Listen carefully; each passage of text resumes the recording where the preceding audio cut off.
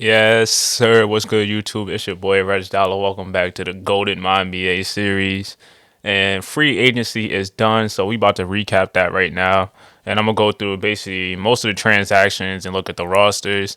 But the first things first, I want to talk about the biggest move that happened in free agency. And let's go to the team right now. Uh, let's just say a superstar has left one of his teams, and take a look right here. Jason Tatum ended up signing. Well, it was basically a signing trade. He signed it was like a 5 year, $300 million contract, and I ended up trading him to the Toronto Raptors in a three-team deal that featured players such as Pascal. Let me just find the trade right now. Pull that up. It doesn't show the full thing, but basically Pascal went to the Celtics, Gary Trent went to the Hornets, Caleb Taylor to the Hornets. Celtics got a first round pick, and then they also got De'Aaron Fox and someone else and like another pick. So Tatum basically wanted out since we already saw what happened like during the season how he wanted out. So I ended up just making a sign and trade deal. And I was stuck between like a couple different teams that I was thinking about trading him. Other teams I was thinking about was the Warriors. It was probably gonna be like a Kaminga trade and probably other pieces. The Grizzlies. Also between like Jaren Jackson. But I just decided for like the Celtics, they were really just lacking a point guard. So I gave them a point guard and another forward to play alongside the squad. So this is the Celtics roster going into next year. De'Aaron Fox, Amari Bailey, hopefully stepping up to the two guard role. Then you got Jaylen Brown as a lone three. He finally has his own team, and I think he's more than capable of being that number one guy, especially what he's shown so far. And also now you got Pascal Siakam at the four and Robert Williams. So you got a real balanced squad right here, and still like a lot of young pieces that they can move and look forward to for the future. And then let's look at the Hornets roster real quick.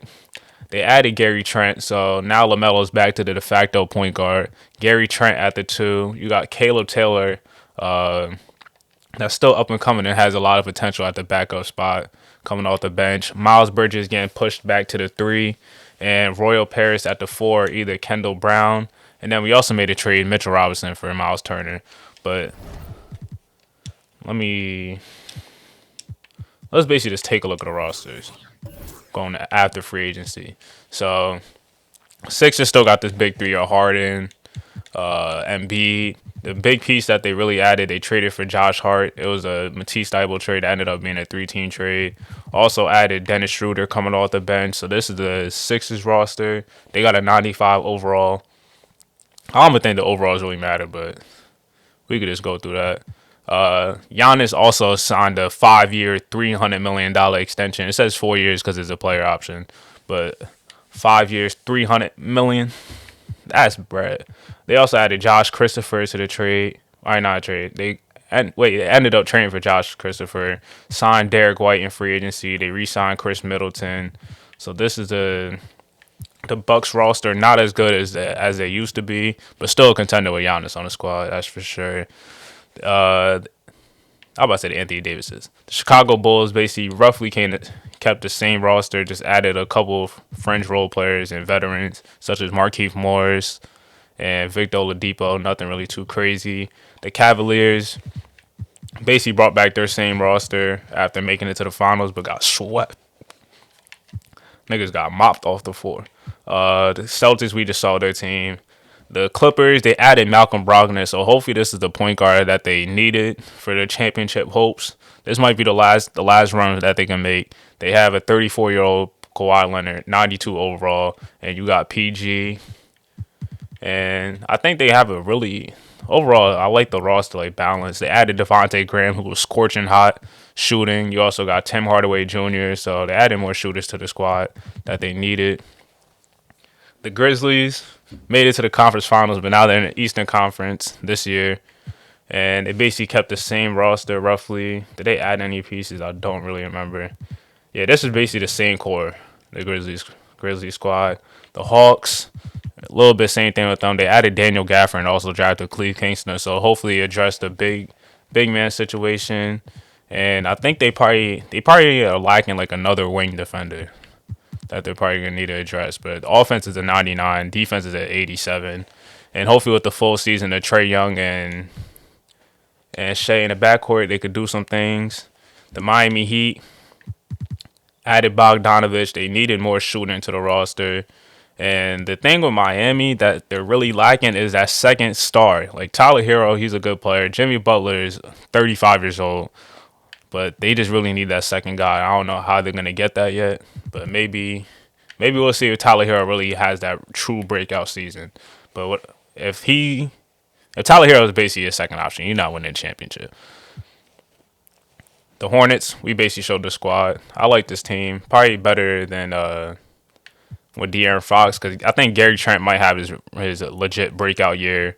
Miles Bridges, I just like the pieces that probably just fit better. You got a lot of threat with LaMelo and Mitchell Robinson and someone that can protect the rim.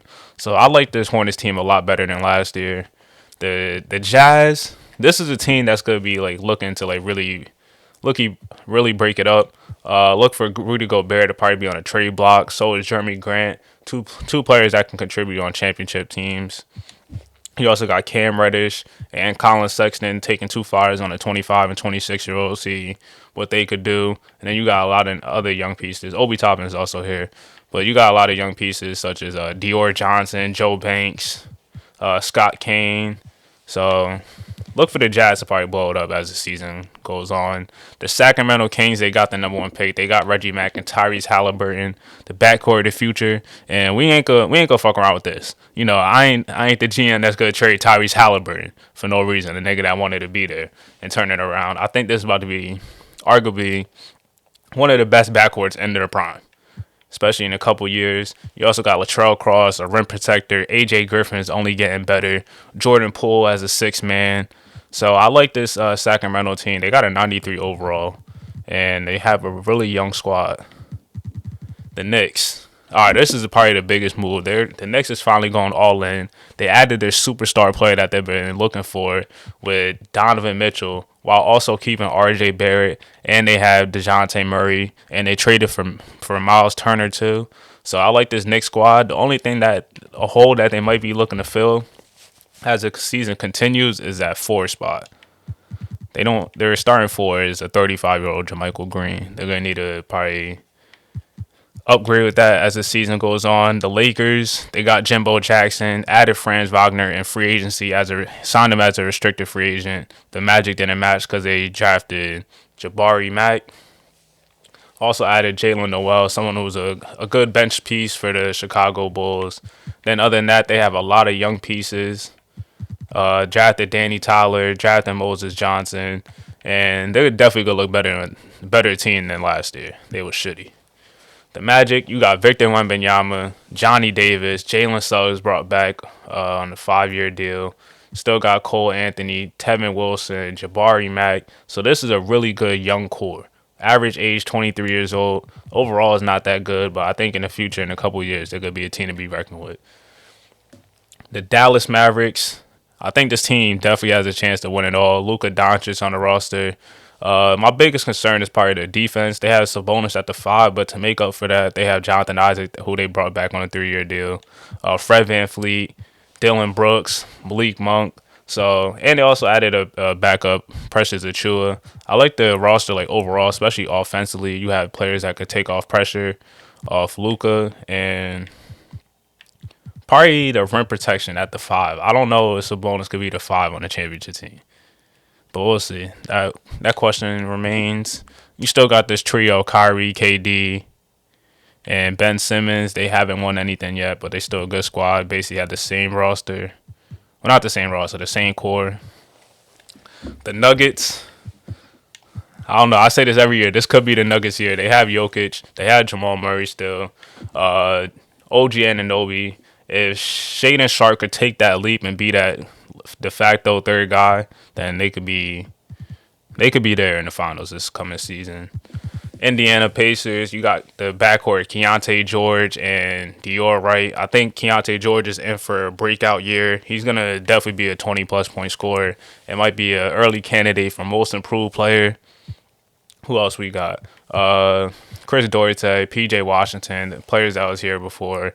And then they didn't really do anything in free agency. Yeah, they didn't do anything, to be honest. Killian Hayes. Yeah, they didn't do anything in free agency. They added they had a good draft though. Good draft. Devontae Tucker and Trent Beretta, good pieces for the future. For the New Orleans Pelicans, the defending champs, they ended up losing Trey Murphy, but that doesn't really mean anything to them.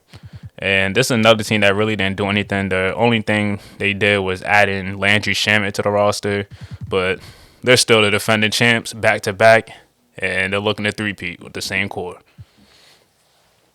Now the Detroit Pistons, this team is coming, man. This team is coming.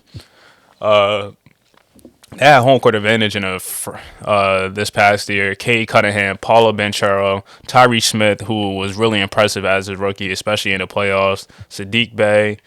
You also they added Thibault, so another lockdown defender that they really needed. Mo Bamba and Buddy Hield is still coming off injury, but this Pistons squad is scary and a team that nobody's going to want to face in the Eastern Conference, especially with Cade Cunningham only getting better and getting closer to his prime. And this Raptors team, the number 1 seed, I don't know why they have an 87 overall. It's probably because their bench is not deep at all.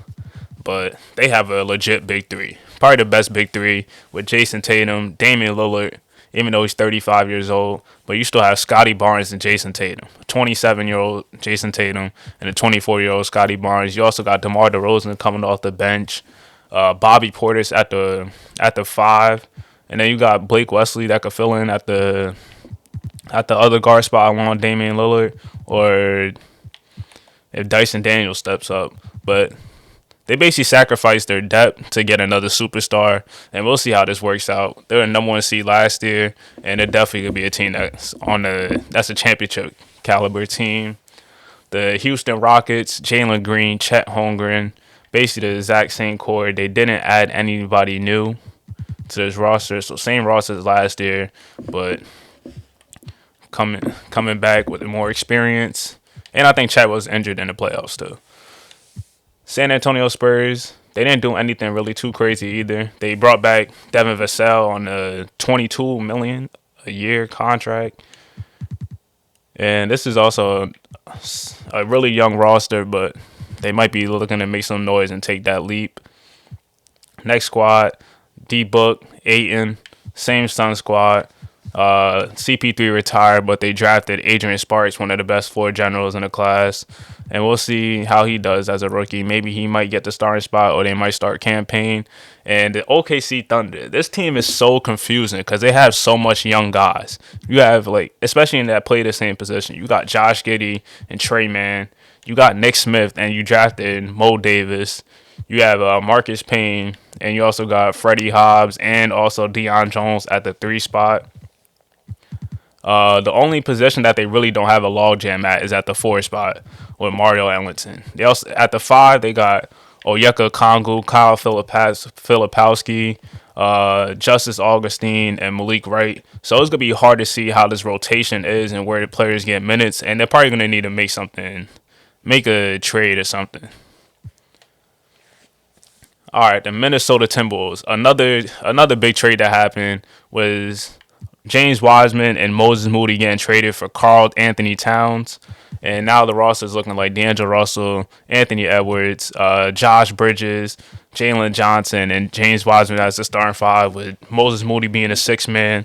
And I think this roster is a lot better than probably last year, even though they sacrificed getting rid of Karl Anthony Towns. But overall, I think this is a well put together roster. And we'll see if Anthony Edwards is finally being that de facto number 1 option, how he does. And then for the Portland Trailblazers, you got Michael Porter Jr., Ricky Cruz coming back after tearing his ACL, whatever he did, Anthony Simons, Jalen Duran, Troy Mack, and then you also got other pieces such as Dante DiVincenzo, who was in that DiVincenzo for Josh Christopher trade, Keegan Murray, and Deshaun Cook.